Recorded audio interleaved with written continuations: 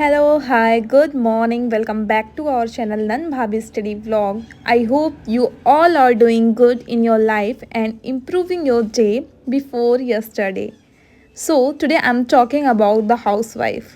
बहुत सारे लोग हमारा वीडियोस देखते हैं, बहुत सारे मैरिड भी हैं, मदर भी हैं और मेल लोग भी देखते हैं जो अभी प्रिपरेशन कर रहे हैं। तो ये जो चैनल है ना, तो ये मल्टीपल लोग देखते हैं। तो हम लोग के क्या होता है, हम लोग सोचते हैं कि सबके अकॉर्डिंग सबकी क्या, देखिए हर एक फेज़ में, लाइफ के हर एक फेज़ में अलग अलग प्रॉब्लम आती है। जैसा कि हम स्टार्टिंग में जब हमारा बचपना होता है उस समय हमारी प्रॉब्लम्स अलग होती हैं। जब धीरे धीरे हम स्कूल जाते हैं तो उस टाइम हमारी प्रॉब्लम्स बिल्कुल डिफरेंट होती हैं इन कंपेरिजन टू चाइल्डहुड। फिर बड़े होने के बाद जब हम कॉलेज जाते हैं तो उस टाइम हमारी प्रॉब्लम, सिचुएशन, हर एक चीज़ हमारी डिफरेंट हो जाती है इन कंपेरिजन टू स्कूल। सो हमारे हर एक स्टेज पे हमारी सिचुएशन, हमारी प्रॉब्लम, उनको डील करने का तरीका एकदम डिफरेंट हो जाता है। तो ये जो आज जिस स्टेज के बारे में बात करने जा रही हूँ ये है आफ्टर मैरिज, मतलब हाउसवाइफ। आप हाउसवाइफ हो सकती हैं, आप मॉम हो सकती हैं, आप फादर हो सकते हैं। तो ये वीडियो सभी के लिए हेल्पफुल होगा क्योंकि मैं स्पेशली इसमें बात करने वाली हूँ वो मेल और फीमेल मेंबर की जो कि शादी के बाद स्टडी करते हैं। अक्सर हम लोग के साथ क्या होता है, हाउसवाइफ की बात करूँ तो keeping a home not only require time, energy and creativity, but it also call for skill and experiment. अक्सर क्या होता है, घर चलाना, सब कहते हैं गृहिणी हैं, बहुत आसानी से कह देते हैं कि हाँ वो हाउसवाइफ है, क्या करना ही रहता है इनको, घर ही तो संभालना है, 2 टाइम का खाना बनाना है, बर्तन धुलना है, बच्चे संभालना है, बस कुछ भी नहीं है। मतलब वो काम शून्य होता है, ना उसकी सैलरी मिलती है ना कुछ होता है। लेकिन हमें क्या होता है, हमें उनकी रिस्पेक्ट करनी चाहिए। अगर जो इस फील्ड में नहीं है, जो इस फेज़ को नहीं अभी पहुँचे हैं, उन लोगों से मैं यही कहूँगी हर एक हाउसवाइफ की रिस्पेक्ट करना सीखिए।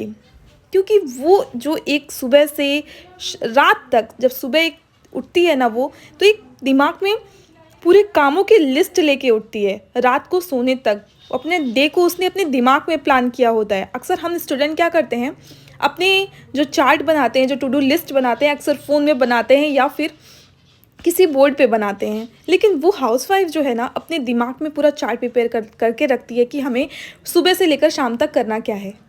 और हर एक फील्ड में, घर में कोई फंक्शन होता है, घर में बहुत सारे लोग इकट्ठा हो रहे हैं, कोई त्यौहार आ रहा है, शादी है, ब्याह है, हर एक फील्ड में नंबर 1 पे खड़ी होती है। क्योंकि ऐसा बनाया ही गया है हम लोगों को यार, कि हर एक फील्ड में हमें नंबर 1 रहना है। स्टडीज़ के केस में बात करें तो ऐसा नहीं है, हमारा किस वजह से, कोई वजह हो सकता है, कोई रीज़न हो सकता है कि उस वजह से हमारी पढ़ाई रोक दी गई हो। लेकिन हाँ, अभी मैं बताऊँ प्रेजेंट कंडीशन क्या है। जो मेरी तरह हाउसवाइफ हैं, जितनी वैकेंसी आ रही है, देखिए अभी प्राथमिक भर्ती, शिक्षा भर्ती की जो नोटिफिकेशन आया है, न्यूज़ आई है कि कोर्ट ने आदेश दे दिया गया है 27,000 वैकेंसी का यूपी में। सुपर टेट जिन्होंने सीटेट टेट क्वालिफाई किया है और उन्होंने उसके साथ साथ बीटीसी किया है, तो उनके लिए ये गोल्डन अपॉर्चुनिटी है।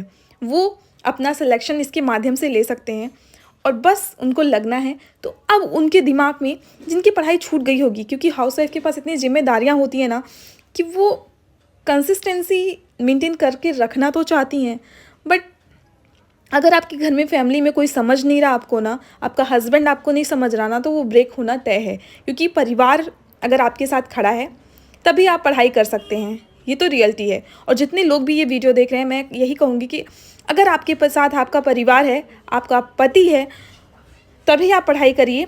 अगर नहीं है, वो नहीं मान रहे हैं, तो आप पढ़ाई छोड़ दीजिए। झूठी दिलासा अपने आप को देने के लिए मत रखिए, खुद को धोखे में मत रखिए। तो बस उन सब हाउसवाइफ के दिमाग में एक तरंग घूम रही होगी कि हाँ मुझे 2 महीने, क्योंकि ये वैकेंसी ऐसी है, सिर्फ 2 महीने में आदेश आया है कि 2 महीने में इनको क्लियर कर देनी है पूरी वैकेंसी। तो सारी हाउसवाइफ के अंदर ये जुनून, एक अंदर से जज्बा, क्योंकि अक्सर क्या होता है जब हम बीएड करते हैं या बीटीसी करते हैं तो ये ट्रेनिंग होती है, टीचर की ट्रेनिंग। तो हमारे अंदर ये एक अंदर से विश्वास जग जाता है कि हाँ, हम फ्यूचर में टीचर बनेंगे। वैकेंसी कब आती है, कहाँ आती है, हम एलिजिबल हैं उस वैकेंसी के लिए, नहीं है वो अलग बात है, लेकिन हमारे अंदर एक जुनून है, एक विश्वास है कि हाँ, हम फ्यूचर में टीचर बनेंगे। तो बस उन सभी के लिए मैं यही कहूँगी, जितने भी लोग हैं, जितने भी लोग बीटीसी किए हैं यूपी से और वो जो है इस एग्ज़ाम को देने की सारी एलिजिबिलिटी रखते हैं, तो बस लग जाइए अभी से। वेट मत करिए कि नोटिफिकेशन कब आता है, क्योंकि नोटिफिकेशन जब भी आएगा उसके 2 महीने के अंदर में एग्ज़ाम करवा दिया जाएगा। तो कुछ चीज़ें ऐसी मैं बताऊंगी कि आपको वो करनी होगी साथ के साथ। देखिए, जब एक छोटा सा बच्चा होता है ना, वो कितना ज़िद्दी होता है। अक्सर उसकी ज़िद के लिए उसके माँ बाप बचपन में कितना डांटते हैं, परिवार, अरे बहुत ज़िद्दी बच्चा है, मतलब एक तरह से शिकायत करते हैं लोगों से, ये बहुत ज़िद्दी है। तो हमें बस उस बच्चे की तरह बन जाना है जो बहुत ज़िद्दी होता है। आपको किस चीज़ के लिए ज़िद्दी बनना है वो आप अच्छी तरीके से जानते हैं, भली भांति जानते हैं कि आपको अपने लक्ष्य के प्रति ज़िद्दी बनना है। और अगर आप लक्ष्य के प्रति ज़िद्दी बन गए ना, तो आपने ठान लिया तो वो पाने से आपको कोई भी नहीं रोक पाएगा। और मैंने पहले ही बता दिया है आपको कि आपको फैमिली में आप करके दिखाइए, ठीक है। अगर वो लोग नहीं मान रहे हैं, आपको कम टाइम मिल रहा है, तो करके दिखाइए। बोलिए सिर्फ 2 महीने मेरे पास है, प्लीज़ मुझे पढ़ने दीजिए, और करके दिखाइए। और करेंगे आप ना, तो वो भी सपोर्ट करेंगे। कौन नहीं चाहेगा कि मेरे घर की बहू बेटी ना पढ़े या ना कोई एग्ज़ाम क्वालिफाई करे। आप पढ़ेंगे, आप बढ़ेंगे, तो फिर इससे क्या होगा, उनका भी सम्मान होगा, उनका भी समाज में नाम होगा कि उनकी बहू ने एग्ज़ाम क्वालिफाई किया है, उनकी बेटी ने एग्ज़ाम क्वालिफाई किया। तो आपको भी देना है। ऐसा नहीं है आप सामने वाले से मांगते रहिए, टाइम मांगते रहिए और आप उसको ऐसे ही वेस्ट कर रहे हैं, तो ये तो अच्छी बात नहीं है ना। ये देखिए, थोड़ा शाम का टाइम था और हम बाहर निकलते हैं, शाम के टाइम पार्क जाते हैं, कभी मंदिर चले जाते हैं। शाम के टाइम हमारा 1 घंटा फिक्स है बाहर जाने का। पीहू को भी टाइम मिल जाता है इससे, और ये तो बहुत ही ज़्यादा ज़रूरी है, क्योंकि बैठे बैठे आप पढ़ते ही रहेंगे तो फिज़िकल हेल्थ आपकी ठीक नहीं हो पाएगी। फिज़िकल हेल्थ के साथ यही कहूँगी कि जो आपका डाइट प्लान है उसको भी आप मेंटेन करिए, क्योंकि पहले कहा गया है ना, जैसा खाएंगे वैसा आपका मन रहता है। जैसा जो आहार आप लेते हैं ना, वैसे ही आपकी बुद्धि हो जाती है। तो यही कहूँगी कि आहार अच्छा रखिए, शुद्ध रखिए, हेल्दी रखिए, ठीक है, जिससे आपकी पढ़ाई भी अच्छी हो और आपकी जो मानसिक स्थिति है उसमें विचार भी शुद्ध हो, ठीक है। और घर के जो सदस्य हैं, आपके जितने भी मेंबर हैं, सब में काम बांट दीजिए कि हाँ, 2 महीने मेरे पास हैं, आप लोग थोड़ा थोड़ा कोऑपरेट कर लीजिए, किसी के ऊपर प्रेशर नहीं आएगा, सब लोग मिलजुल के पढ़ाई करते रहिए। और हाँ, आप लोग सोचते होंगे कि सारे काम फिनिश कर लेते हैं, फिर उसके बाद स्टडी रूम में बैठ के पढ़ेंगे या फिर अपने रूम में बैठ के पढ़ेंगे। ऐसा बिल्कुल भी मत सोचिए। एक ईयरफोन हमेशा अपने पास रखिए, जब भी टाइम मिले, जितना भी टाइम मिले, हमेशा एक ईयरफोन अपने कान में लगाए रहिए और सुनते रहिए। मतलब अगर आप सोचेंगे कि हमें फ्री होके बैठना है, सारे काम फिनिश कर देना है, उसके बाद बैठना है, तो मुश्किल है ऐसा, क्योंकि आप घर में हैं, परिवार में हैं, ससुराल में हैं, तो कोई ना कोई काम तो लगता ही रहेगा। हो सकता है आपको ही कोई काम लग जाए, हमेशा दूसरों का काम नहीं, आपका भी कोई काम हो सकता है। तो बस पढ़ते रहना है, सुनते रहना है। खाना बना रहे हैं, फ्री हैं, सुनते रहिए, पढ़ते रहिए, क्योंकि ये जो टाइम है ना, छूट गया तो फिर वापस नहीं आएगा।